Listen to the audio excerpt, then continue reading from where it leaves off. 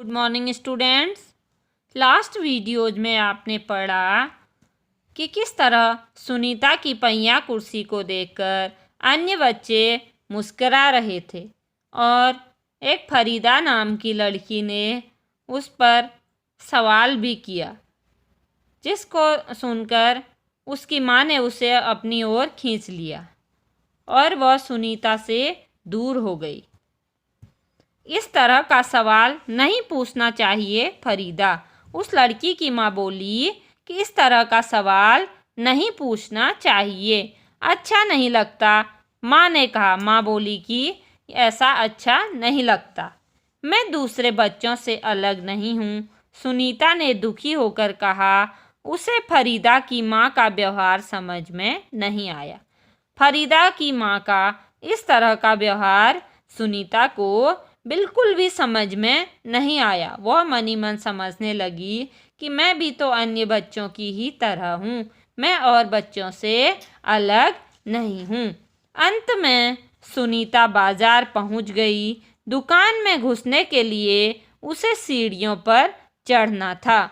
उसके लिए यह कर पाना बहुत मुश्किल था। आसपास के सब लोग जल्दी में थे, किसी ने उसकी तरफ ध्यान नहीं दिया। अब अंत में क्या हुआ कि सुनीता बाजार पहुंच गई। अब उसे दुकान में घुसने के लिए सीढ़ियों पर चढ़ना था। अब उसका आगे का रास्ता कैसा था कि सीढ़ियों वाला था। अब सीढ़ियों में उसे चढ़ पाना बहुत मुश्किल था। आसपास के सब लोग बहुत जल्दी में थे, किसी ने सुनीता की ओर बिल्कुल भी ध्यान नहीं दिया। अचानक जिस लड़के को छोटू कहकर चिढ़ाया जा रहा था, वह उसके सामने आकर खड़ा हो गया।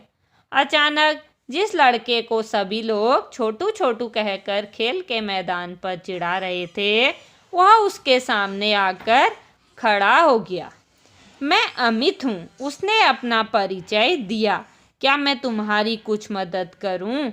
वह लड़का बोला कि अपना परिचय देते हुए बोला, मैं अमित हूँ, क्या मैं तुम्हारी कुछ मदद करूँ?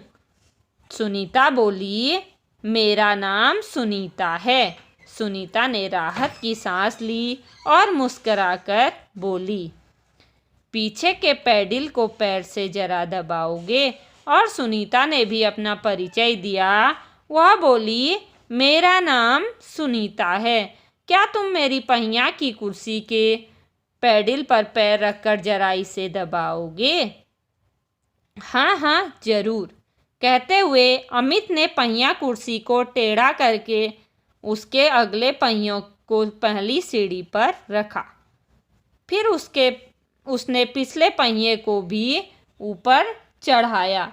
सुनीता ने अमित को धन्यवाद दिया और कहा, जब मैं दुकान तक खुद पहुंच सकती हूँ, अब मैं दुकान तक खुद पहुंच सकती हूँ। अब अमित सुनीता को मिला। अमित बोला, हाँ हाँ जरूर।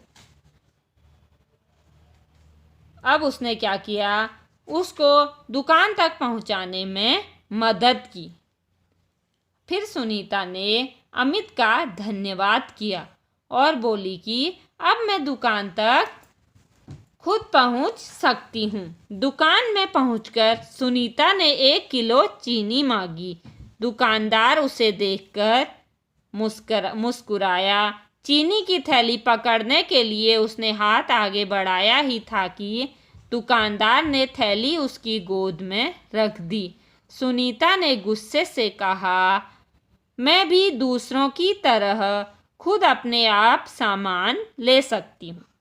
जैसे ही सुनीता दुकान पर पहुंची, उसने दुकानदार से 1 किलो चीनी ली। अब दुकानदार भी उसे देखकर मुस्कुराया।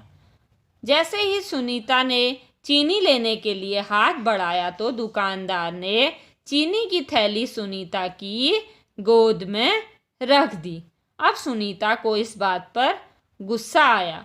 उसने सोचा कि मैं भी अन्य लोगों की ही तरह हूँ और अपना सामान भी ले सकती हूँ। उसे दुकानदार का व्यवहार बिल्कुल अच्छा नहीं लगा। चीनी लेकर सुनीता और अमित बाहर निकले। अब सुनीता को दुकानदार का इस तरह का व्यवहार भी बिल्कुल अच्छा नहीं लगा। फिर सुनीता चीनी लेकर अमित और सुनीता दोनों बाहर आई।